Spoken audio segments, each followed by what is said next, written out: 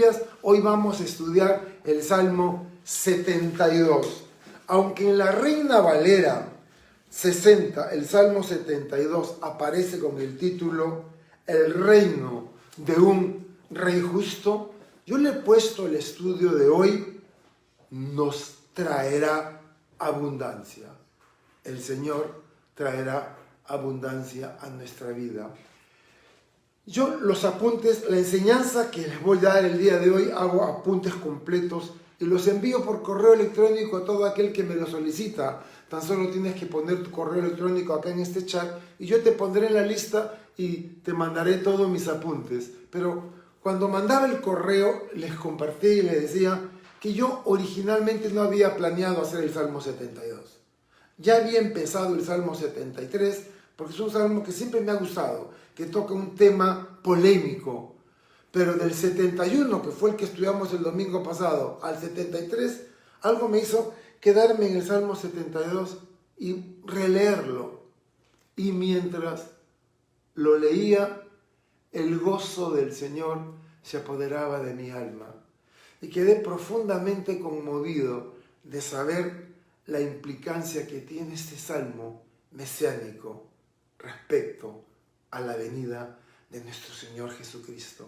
Así que vamos a aprovechar nosotros para estudiar este salmo, porque no solamente veremos su contexto histórico, qué ocurrió cuando el autor escribió este salmo, sino que también vamos a ver cómo se aplica a Jesús.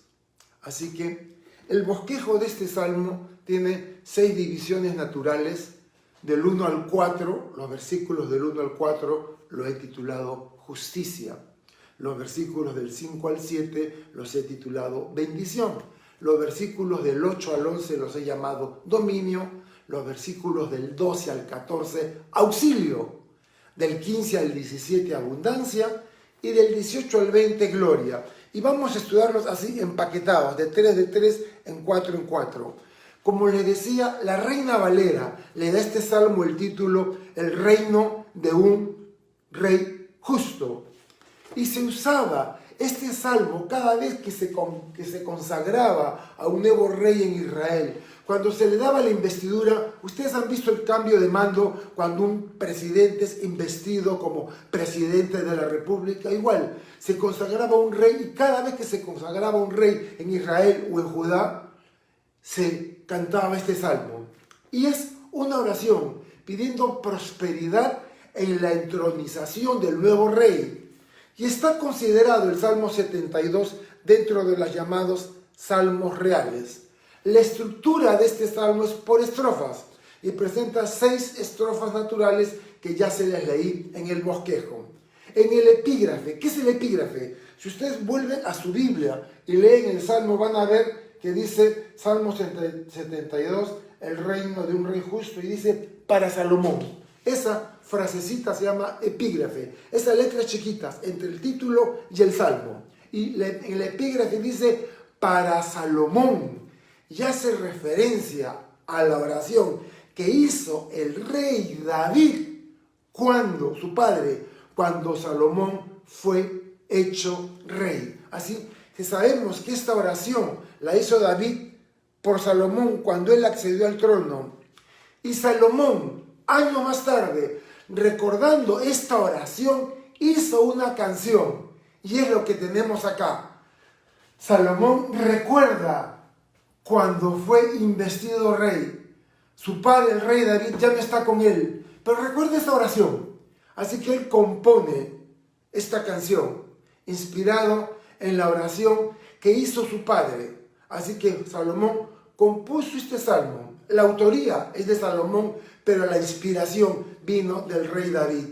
Y este es el último salmo del segundo libro de los salmos. Nosotros tenemos 150 salmos, pero están divididos en 5 libros, ¿no? Entonces nosotros tenemos acá el último salmo del libro 2. El libro 2 acaba en este salmo, en el 72. Y 21 de los 40 salmos que componen el libro 2 se le atribuyen a David. Ahora, acá hay algo interesante. Yo necesito hacer un poco de historia con ustedes. Necesito irme a las páginas del Antiguo Testamento, porque quiero ver el contexto. Quiero que ustedes entiendan qué fue lo que realmente ocurrió cuando este salmo se compuso. La ascensión al trono de los hijos de David. ¿Sabían ustedes que en el libro de Segunda de Samuel se mencionan el nombre de 17 hijos varones de David? Y esto lo encuentran en Segunda de Samuel 2, capítulo 3 y capítulo 5. El profeta Natán le había dicho al rey David que habría muertes violentas en su familia, en su casa, debido a que él había cometido adulterio con Betsabé, había sido quedado embarazada de un niño que sabemos que se llamó Natán, pero que solo vivió 7 días. Y luego el profeta Natán le había profetizado a David que la espada no se separaría de su casa. En Segunda de Samuel 12:10 leemos: por lo cual ahora no se apartará jamás de tu casa la espada, por cuanto me menospreciaste y tomaste la mujer de Urías Eteo para que fuese tu mujer. Entonces, si yo voy a Segunda de Samuel, voy a descubrir que el hijo primogénito del rey David, el que tenía el derecho al trono, se llamaba Amnón. ¿Pero qué ocurrió? Amnón se enfermó y se enamoró locamente de su media hermana llamada Tamar. Tamar era hija del rey David con otra mujer. Amnón tenía otra madre y Tamar tenía otra madre. Pero Tamar tenía un hermano que se llamaba Absalón. Así que el hijo primogénito del rey David, Amnón, después que él viola, abusa sexualmente de Tamar y luego la desecha, y acá hay algo interesante, la pasión que la tenía se acabó cuando hubo la consumación del acto sexual y luego la despachó, la echó como que fuera un trapo de basura, ¿no? Y Absalón no olvidó eso, y Absalón venga el abuso sexual de su hermana, esperando que su padre discipline a Amnón por haber ultrajado y por haber arruinado la vida de Tamar. David no hizo nada, no hizo absolutamente nada. Así que Absalón toma ventaja, toma la venganza por sus manos. Y en Segunda de Samuel 13:29 se lee que por orden de Absalón, Amnón fue asesinado en un almuerzo cuando estaban todos sus hermanos presentes. El segundo hijo del rey David, que le correspondía el trono, era Kileab. ¿Y quién era Kileab? Era hijo de Abigail. Abigail estaba casada con un hombre llamado Nabal, muy rico. Cuando los pastores de David fueron donde Nabal para pedirle un poco de ayuda, de comida, porque estaba en la esquila, estaba esquilando sus ovejas, y ellos habían protegido muchas veces a las ovejas de Nabal, Nabal los humilló. Y David decidió ir a asesinar a Nabal y a todos los de su casa. Cuando Abigail, esposa de Nabal, se entera de esto, sale al encuentro de David y con palabras sabias logra apaciguar la ira de David. Y Abigail le entrega comida, alimentos. Días más tarde, Nabal muere y David manda a traer a Abigail y la hace su esposa. Con Abigail tiene este niño llamado Kileab, pero en la Biblia no se menciona más de Kileab, así que todos los estudiosos de las Escrituras concuerdan que en esa época la vida tenía poca expectativa de salir adelante ante la adversidad o una enfermedad. Uno se moría por cualquier cosa y probablemente Kileab murió de niño. El tercer hijo para ir al trono de David era Absalón. Pero Absalón había asesinado a su hermano mayor Amnón, había huido y luego regresa y empieza a hacer un trabajo de minar y destruir el reino de su padre y le hace una guerra civil y David tiene que huir y Absalón luego se enfrenta con el ejército del rey David y por órdenes de Joab, aunque David había dicho no le quiten la vida a Absalón, mi amado hijo, hijo que lo humilló, hijo que le quitó el trono, hijo que se agarraba a su padre y lo asesinaba, Joab dio la orden de asesinar a Absalón, cuya cabellera quedó enredada en unos árboles y los soldados de Joab lo atravesaron con lanzas. La muerte del tercer hijo de David se encuentra en 2 de Samuel 18:15. El cuarto hijo, Adonías, le tocaba el trono cuando David ya está viejito y ya David ha prometido el trono al hijo de Betsabé, al segundo hijo, porque Natán falleció a Salomón. Adonías usurpa el trono y es finalmente asesinado en Primera de Reyes 2:25. Así, de los primeros 4 hijos de David, vemos que Amnón asesinado, Gilead murió joven, Absalón asesinado, Adonías asesinado. De ahí en el puesto 9 está Natán, el niño que vivió 7 días. Y en el 10º puesto está Salomón. Salomón accede al trono siendo el hijo número 10, el tercer rey de Israel. Pero esto nos dice que Dios puede saltarse el orden de la primogenitura y elegir y llamar al trono a quien Él quiera. Así es como Salomón es llamado. Fíjense, en 2 de Samuel 12:24 dice: consoló David a Betsabé su mujer, y ella le dio a luz un hijo, y llamó su nombre Salomón, al cual amó Jehová. Y no solamente dice que Dios amó a Salomón, sino que Salomón estaba embelesado por Dios. De todos los hijos de David, Salomón era el que tenía una relación más íntima con Dios.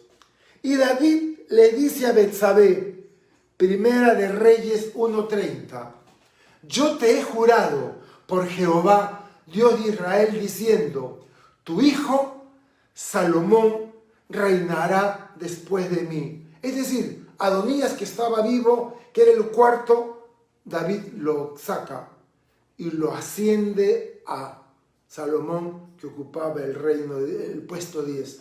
Tu hijo Salomón reinará después de mí. Él se sentará en mi trono, en lugar mío. Así lo haré hoy.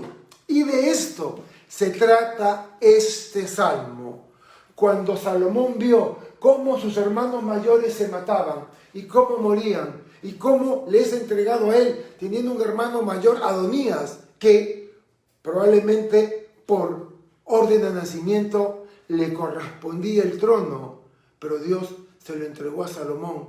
Salomón ve todo esto y Salomón escribe este salmo recordando la oración de su padre. Ahora, cuando el reino de Israel fue capturado por los asirios, el reino del norte, y llevados al cautiverio y nunca más volvieron, por eso se habla de las 10 tribus perdidas de Israel. Mucha de la gente del reino del norte de Israel huyó a Judá y quedó en Judá. Así que no se perdieron las 12 tribus. Estaban viviendo ahora en el reino del sur, Judá. Y años más tarde, Judá es llevado al cautiverio por los babilonios. Jerusalén destruida. Jeremías, el profeta que contempla la destrucción de Jerusalén, llora. Se le concede quedarse en Jerusalén. Finalmente huye a Egipto. Y más tarde, cuando los judíos se encontraban en el exilio en Babilonia y cantaban este salmo, identificaron al rey no con Salomón, sino con el Mesías. Mesías en hebreo se traduce al castellano como Cristo. Este rey es el Mesías, este rey es el Cristo. Y vemos a Jesucristo de quien nos habla el Nuevo Testamento, el cumplimiento de este reino, el rey que viene a gobernar. Pero ojo, el Antiguo Testamento, hablando de Jesús en las profecías, nos da dos imágenes, dos figuras, dos tipos: el cordero y el león.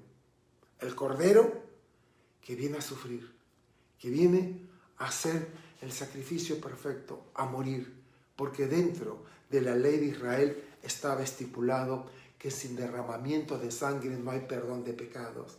Y una vez al año el sumo sacerdote sacrificaba un cordero y derramaba su sangre dentro del altar en el lugar santísimo, en el propiciatorio. Derramaba la sangre orando a Dios que sea propicio de los pecados de la nación. Así que Jesucristo, en su primera venida, viene a ser el cordero perfecto, sin mancha. Nunca pecó, pero que voluntariamente entregó su vida a la muerte en la cruz. Porque era la única manera en que tú y yo podíamos salvarnos. No hay manera. El hombre no puede hacer nada. La religión no puede hacer nada.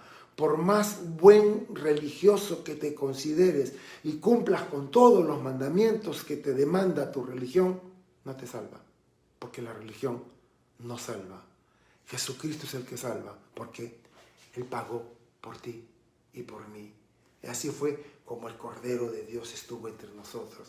Pero este salmo habla del león, el león, Jesucristo, que viene a gobernar con poder. Y vemos que en el estudio de la escatología, del fin de los tiempos, nos dice claramente que Jesús va a gobernar en la tierra por 1000 años. Físicamente, Jesús regresa del cielo a la tierra con su iglesia, que ha sido llevada en el arrebatamiento antes del inicio de la tribulación, porque la Biblia describe 7 años de plagas como nunca antes el mundo lo experimentó, pero la iglesia no estará. Y al fin de esas plagas, al fin de la tribulación, Jesús regresa con su iglesia y Él gobernará en la tierra por 1000 años. Y de esto nos habla este salmo, que se centra en la oración de David por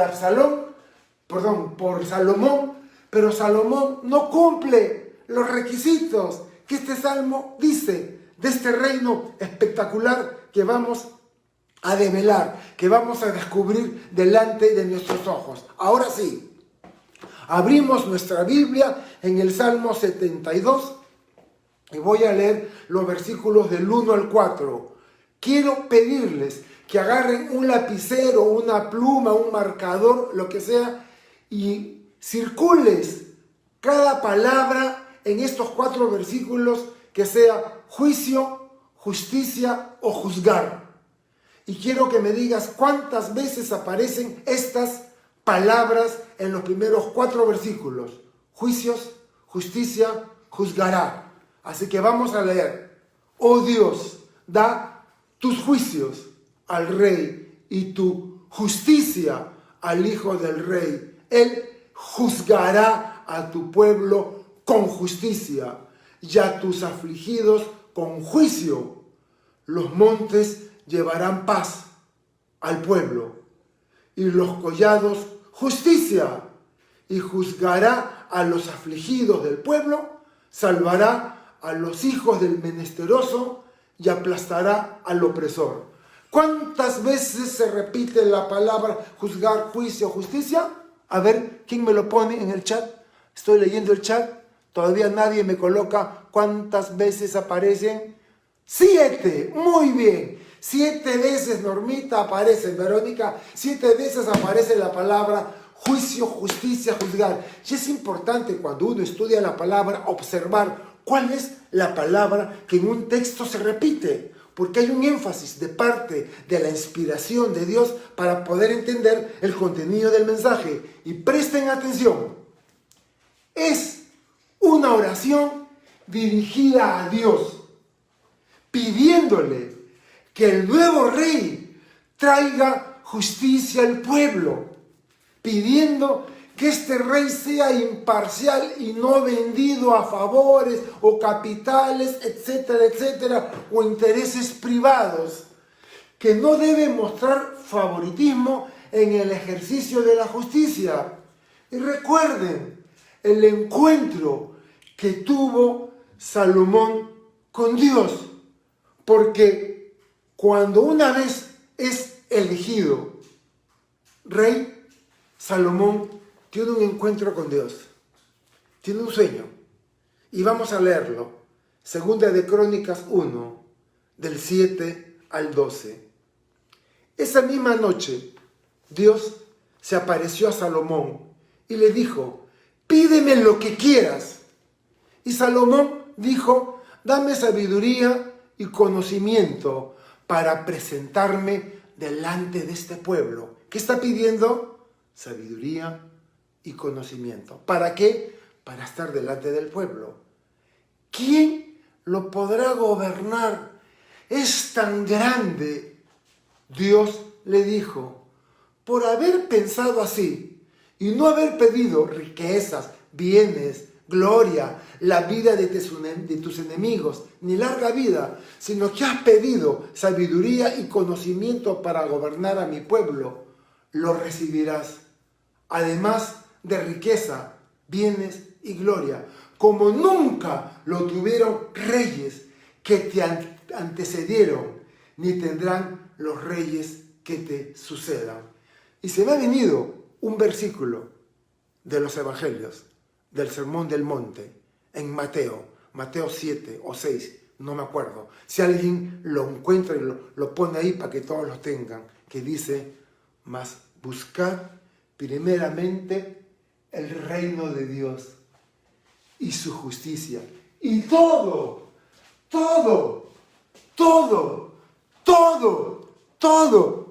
les será añadido. Pero hoy día nos enseñan un cristianismo al revés. Mas busca primeramente la bendición y la sanidad, reclama, confiesa, pide, exige.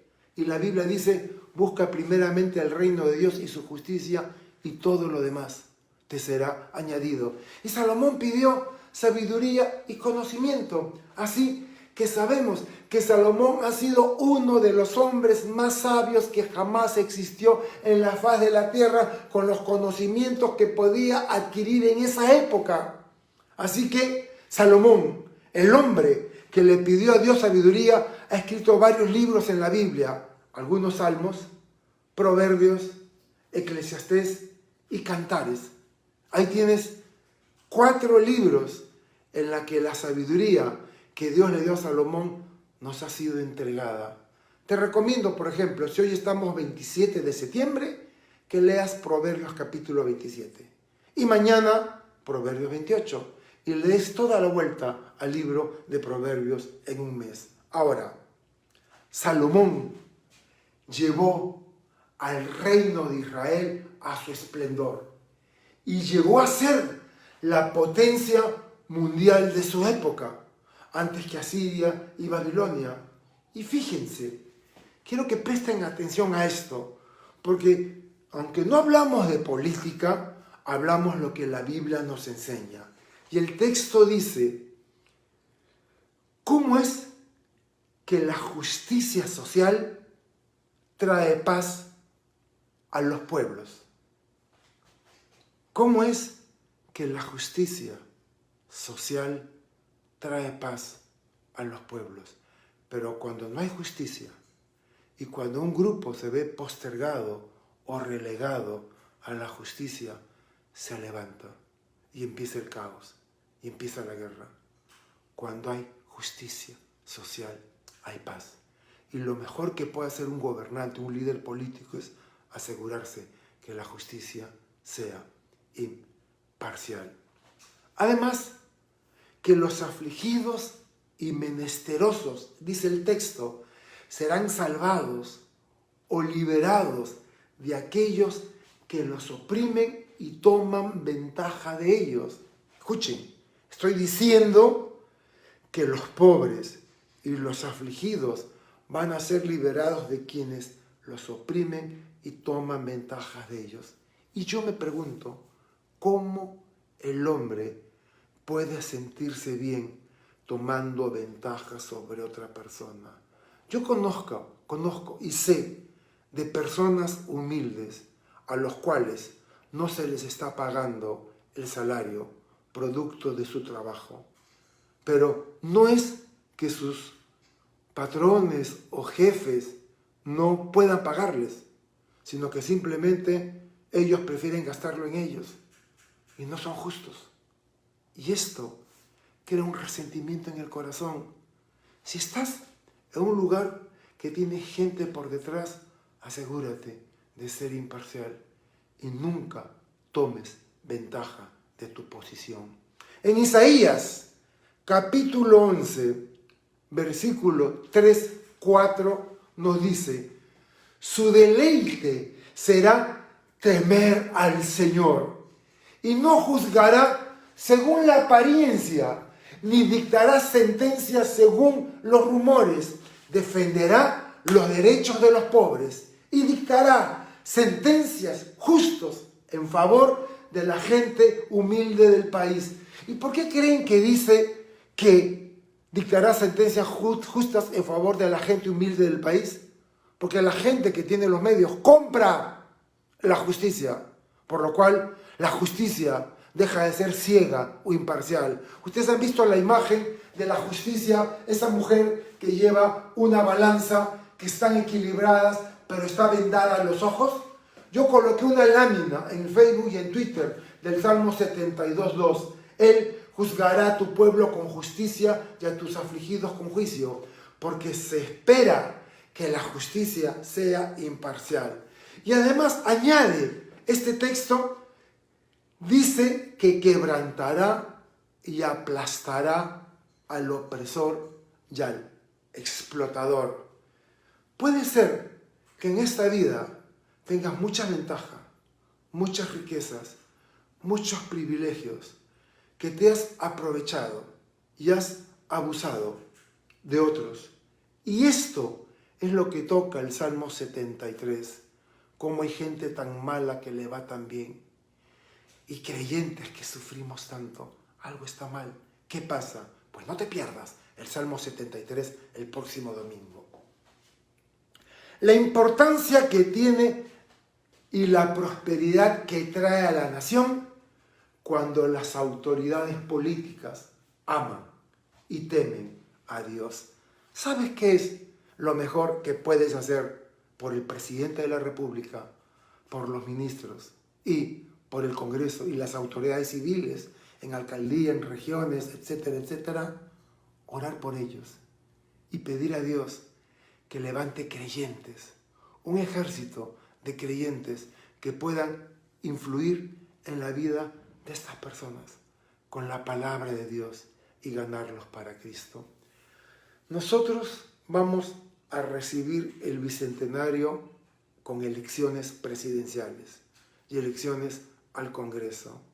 Por favor, abran los ojos y no cometan el error de poner en la presidencia o en el Congreso a gente que no teme a Dios y que no ama a Dios.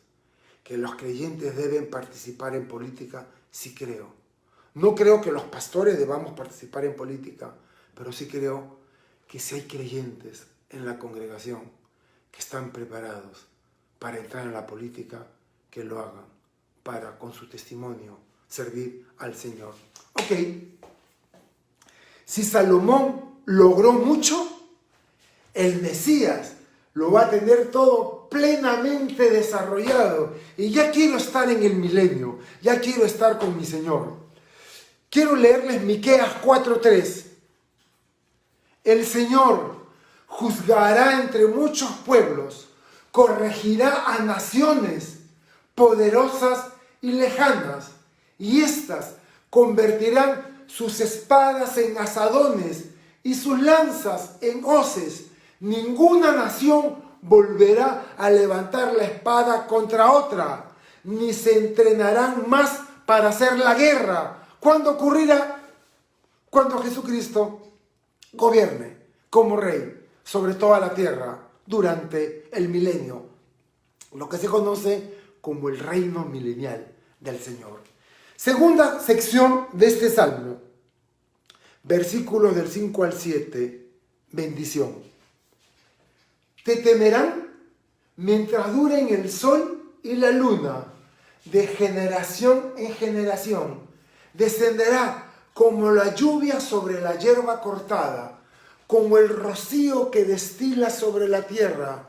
Florecerá en sus días justicia, otra vez justicia, y muchedumbre de paz, segunda vez paz, hasta que no haya luna.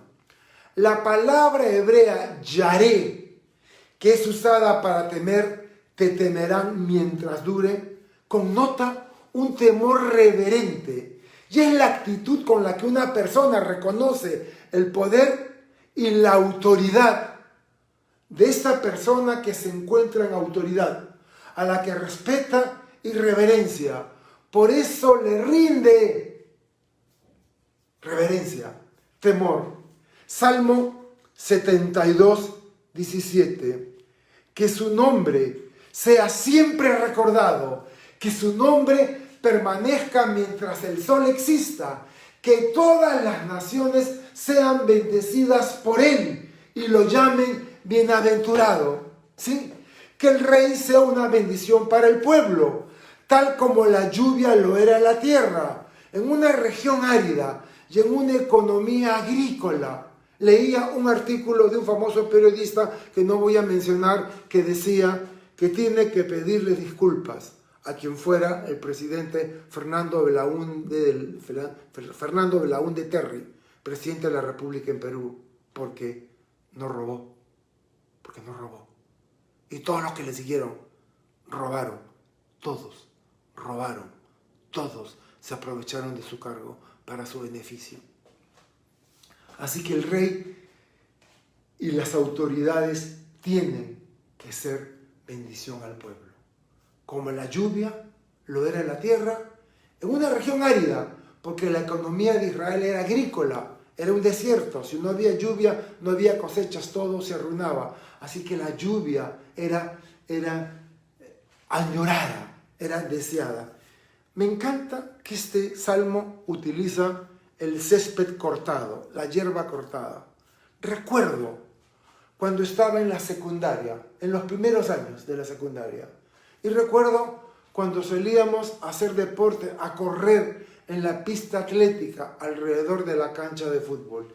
Y recuerdo cuando cortaban el césped, el gras, en el campo de fútbol. Y recuerdo a veces con un poco de humedad cómo olía la hierba cortada y la humedad. Y de esto está hablando.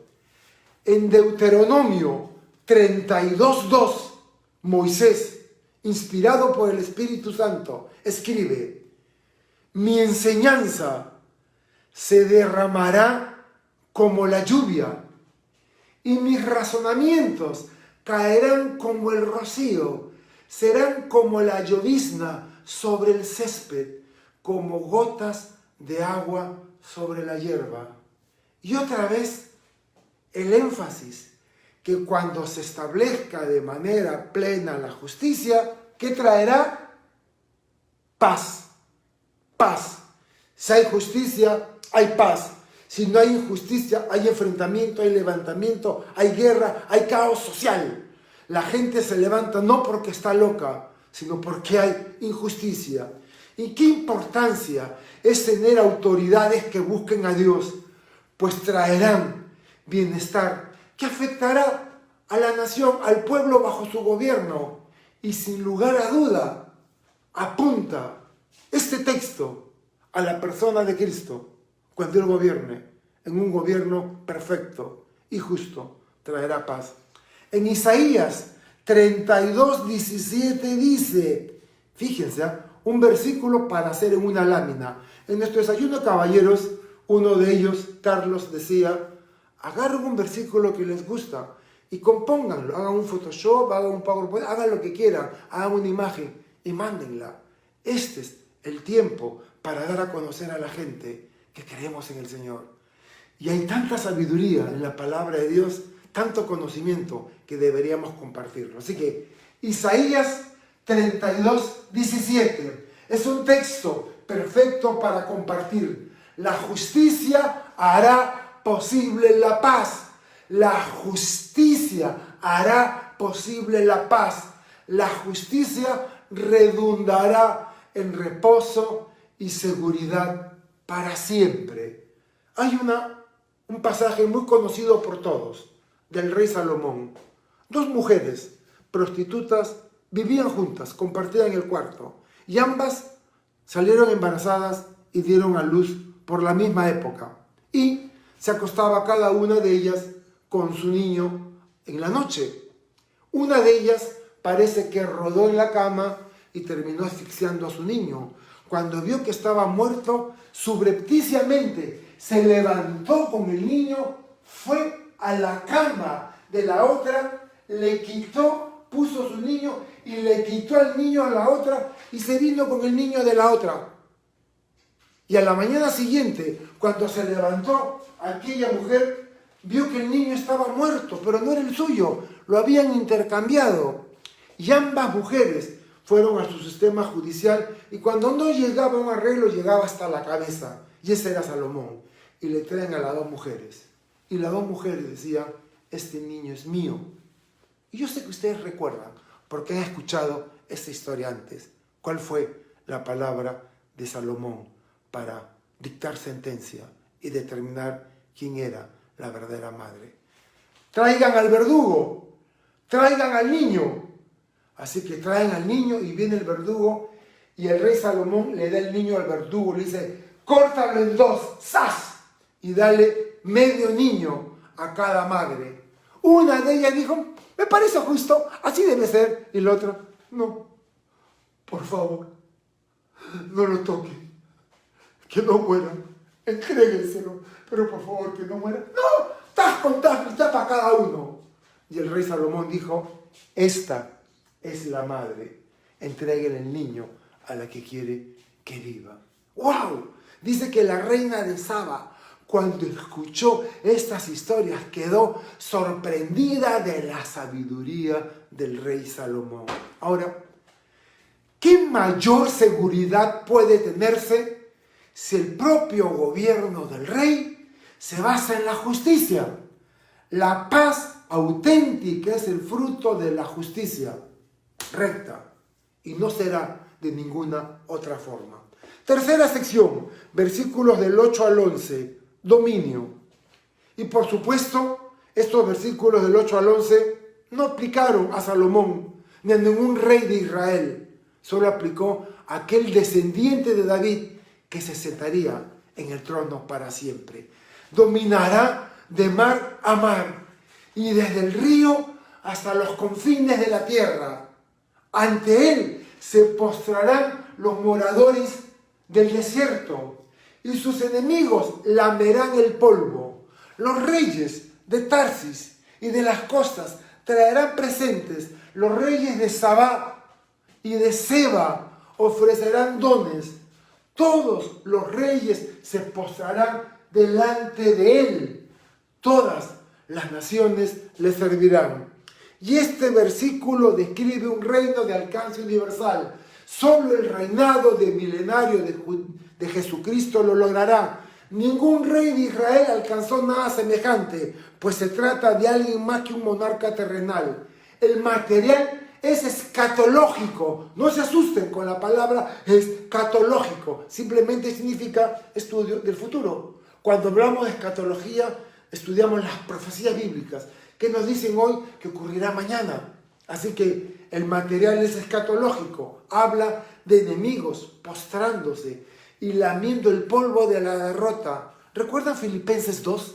Cuando habla de la kenosis, de la encarnación de Jesucristo. Y dice, y toda lengua confesará y toda rodilla se doblará. Tarsis representa la región de España, parte de Francia. Sabá representa los países de la península arábiga y Seba representa a Etiopía, Kenia, Uganda y el Cuerno de África. Todos ellos, reyes, se postrarán delante del señorío de Jesucristo, trayendo ofrendas y presentes. Vean cómo Isaías capítulo 2 nos habla de este reinado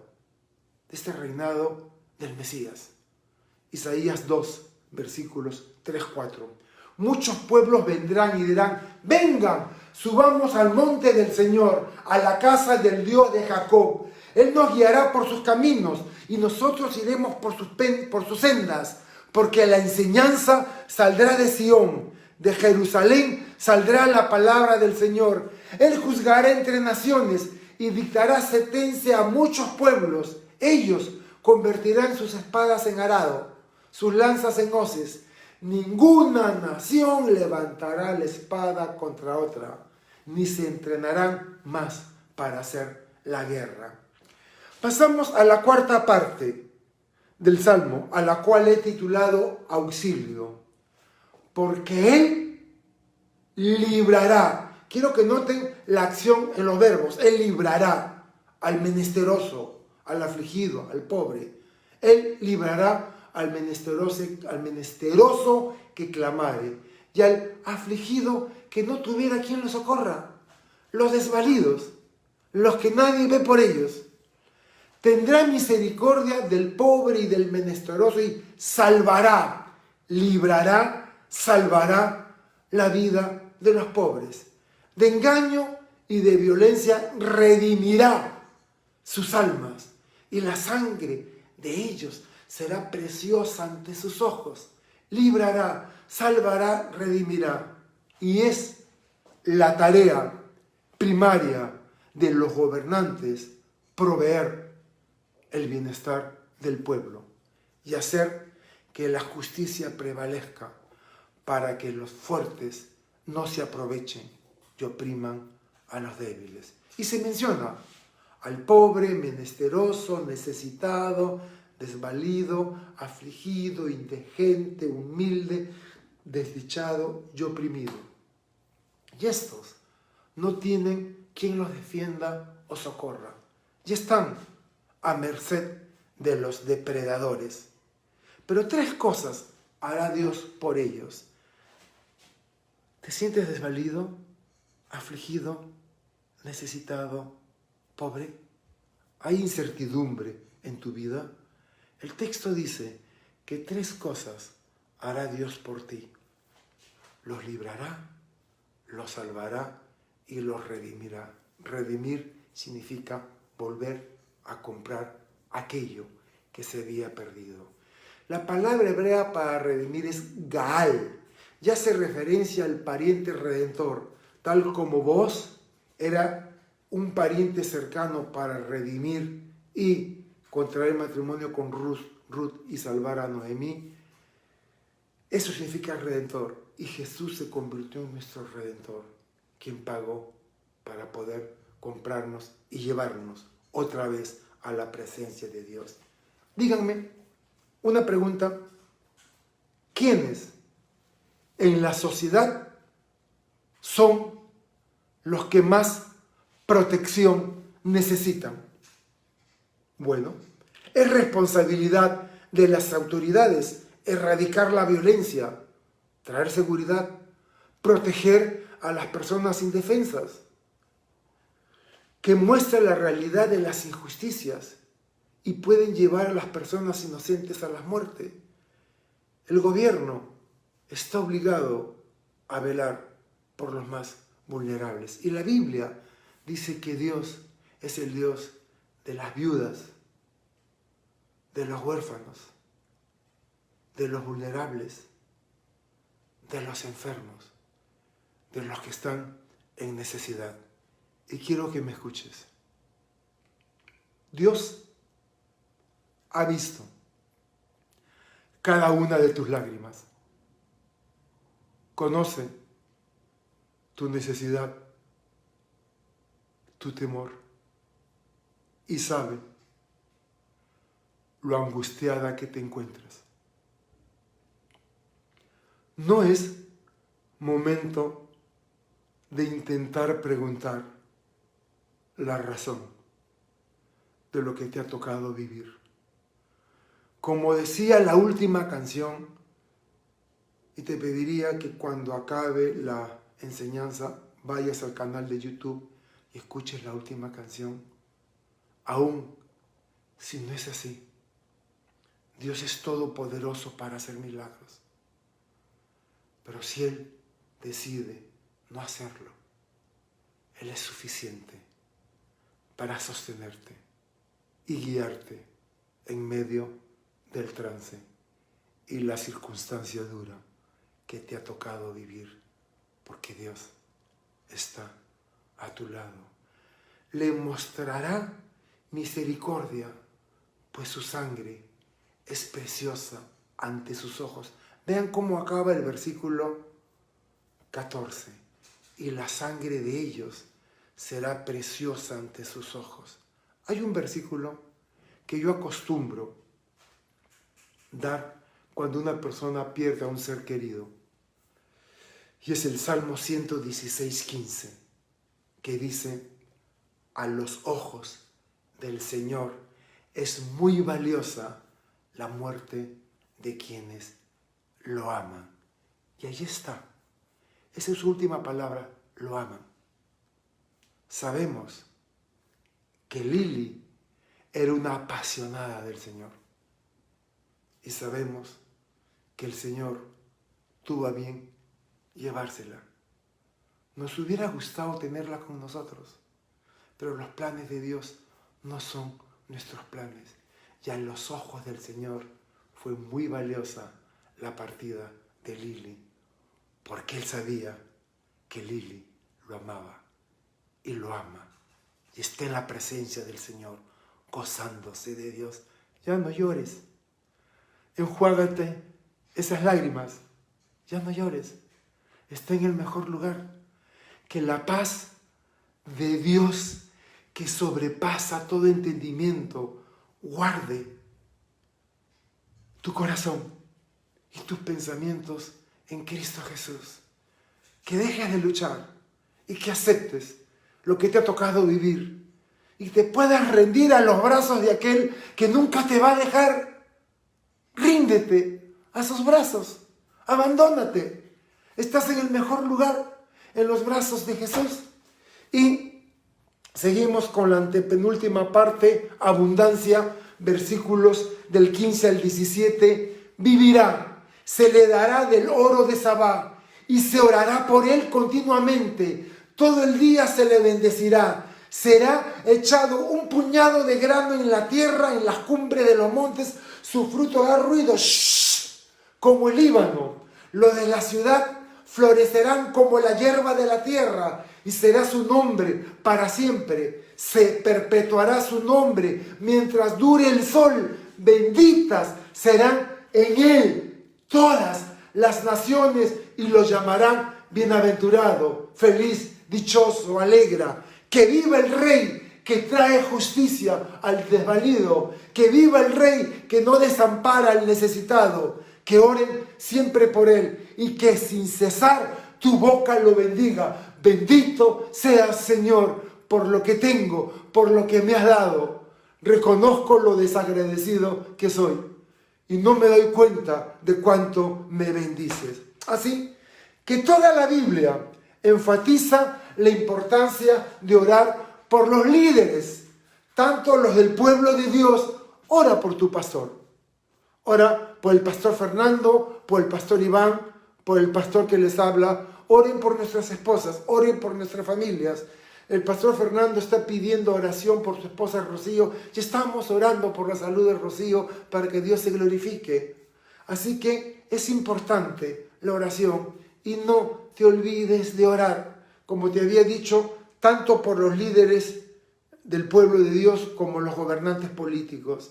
Y el puñado de semillas, dice, que dará una cosecha abundante, que al soplar la brisa sobre los campos maduros, las espigas se moverán y harán un ruido similar al que producen los cedros que cubren los montes del Líbano, al impulso del viento que proviene del mar. Las cabezas de trigo, las espigas de trigo, cargadas de fruto, tan pegado y tan grande que cuando pase el viento arranque rocen entre ellos. Y ese es el ruido de la carga, de la abundancia, de la bendición que viene para tu vida. ¿Y sabes por qué? Porque has puesto tus ojos y tu seguridad y tu confianza en el único que puede dártelo, Jesús, nuestro Señor. Y el versículo 17 es mesiánico en su aplicación más plena. El nombre del Rey es eterno, y benditas serán todas las naciones y lo llamarán bienaventurado. Esas bendiciones tienen implicaciones internacionales y nacionales, emocionales y económicas, materiales y espirituales, temporales y eternas. Benditas serán en él todas las naciones, enfatiza el carácter mesiánico del Salmo. Y hace eco a la promesa que Dios le hizo a Abraham, que nosotros estemos entre aquellos que son bendecidos por aquel a quien llamamos bendito. Génesis 12, 2, 3. Yo haré de ti una gran nación, le dijo Dios a Abraham. Te bendeciré y engrandeceré tu nombre y serás bendición, y bendeciré a los que te bendigan y maldeciré a los que te maldigan, y en ti serán benditas todas las familias de la tierra, en tu simiente, en Jesús. Penúltima parte, versículos del 18, última parte, versículos del 18 al 20. Bendito Jehová, el Dios de Israel, el único que hace maravillas. Bendito su nombre, glorioso para siempre, y toda la tierra sea llena de su gloria. Amén y amén. Aquí termina el Salmo y aquí terminan las oraciones de David, hijo de Isaí, termina el segundo libro de los Salmos. Cada uno de los 5 libros de los Salmos termina con una doxología. Logos, palabras, doxo, bendición o recto, con una bendición final. El primer libro de los Salmos abarca del 1 al 41. El libro número 2 del 42 al 72. El libro número 3 del 73 al 89. El libro número 4 del 90 al 106. Y el último libro, el quinto, del 107 al 150. Se nos dice que el Dios de Israel es la única fuente de maravillas hechas a favor de su pueblo. Mi Dios es un hacedor de maravillas. Me encanta la canción Milagroso. Mi Dios es un Dios de milagros. Mientras hay vida, hay esperanza. Y yo puedo orar pidiendo a Dios un milagro si es su perfecta voluntad. Habacuc 2, versículos 14 y 3:3. Porque la tierra será llena del conocimiento de la gloria de Dios, como las aguas cubren al mar. Su gloria cubrió los cielos y la tierra se llenó de su alabanza. Sí, la tierra se llenó de su alabanza. Me encanta alabar. Soy un adorador. Canto horrible. Solo Nori, porque me ama, me aguanta. Pero cuando yo canto y alabo a mi Señor. Y lo hago con todo mi corazón. Cuando esté en el milenio con un cuerpo transformado y un cuerpo celestial, tendré cuerdas vocales de barítono. ¿Quién sabe, Iván, me considerarás para el ministerio de música? Porque me encanta alabar y adorar al Señor. Y el salmista reconoce el nombre glorioso del Señor y pide que toda la tierra sea llena de su gloria. Y las expresiones amén y amén afirman y enfatizan el deseo del salmista. Y ese clamor por un líder justo en este salmo es un gran desafío para los líderes políticos en la actualidad y para los pastores, quienes debemos estar procurando el bienestar y el alimentar al pueblo con la palabra de Dios sana. Sin énfasis doctrinales, hay mucha doctrina, muchas teologías, sistemas de estructuras que se meten en la enseñanza de la palabra. Nosotros nos despojamos de eso y vamos a la Biblia y dejamos que sea ella la que nos habla. Pide este salmo justicia para los marginados. No pide ningún beneficio especial de las autoridades, ni mucho menos pide preferencias injustas. Así que hemos llegado al final del libro 2 con el Salmo 72 y Dios nos ha hablado al corazón y Dios nos ha ministrado. Estamos en un tiempo difícil. Como lo he venido diciendo, no estamos en una nueva normalidad. Es anormal. Es anormal que Nori, mi esposa, no pueda abrazar a sus hijas. No es normal que tengamos que salir a la calle con mascarilla. No es normal. Es tremendo lo que estamos viviendo. Pero la razón de esto, aunque hay muchas teorías de conspiración, que esto no, tenemos que cuidarnos. Tenemos que cuidar a nuestros ancianos, a nuestros enfermos, a nuestras personas vulnerables. Tenemos que cuidarnos a nosotros. Y este tiempo pasará. La gripe española, 2, 3 años y pasó. ¿Sí? Aún queda mucho por recorrer. Viene el verano. Se van a aligerar muchas cosas. No te descuides. Creemos que para Dios no hay nada imposible, pero también creemos que Dios nos ha dado palabras de advertencias para que seamos cautos. Quiero orar. Quiero terminar con una oración. Señor Jesús, mi corazón se desborda cuando me encuentro con un salmo como este que me lleva desde la situación que estoy viviendo ahora al reino futuro que tendremos cuando tú gobiernes sobre nosotros en la tierra. La vida es dura, somos vulnerables, estamos sufriendo, pero hemos decidido en las circunstancias que nos han tocado vivir, aferrarnos a ti y aferrarnos con todo nuestro ser, con uñas y con dientes, estar agarrados de tu manto, de tal manera que cuando tú camines nos arrastres contigo, porque una cosa sabemos y es que solo contigo estamos seguros y hemos deseado y hemos escogido estar en tu presencia que miles de años fuera de ti. Gracias te damos por tu palabra. Trae paz, consuelo. Y Señor, yo oro por un avivamiento. Oro para que todas las personas que han escuchado esta enseñanza prendas el fuego de su corazón y que se emocionen al ver lo hermosa que es tu palabra y lo cercano que estás a todos los que somos vulnerables. Todo esto te lo pedimos en el nombre de aquel que no dudó encarnarse, vivir una vida, sufrir y entregarse a una muerte brutal porque me amabas. Gracias, Señor, te doy. En el nombre de Jesús oramos. Amén y amén. Hermanos, que el Señor me los bendiga.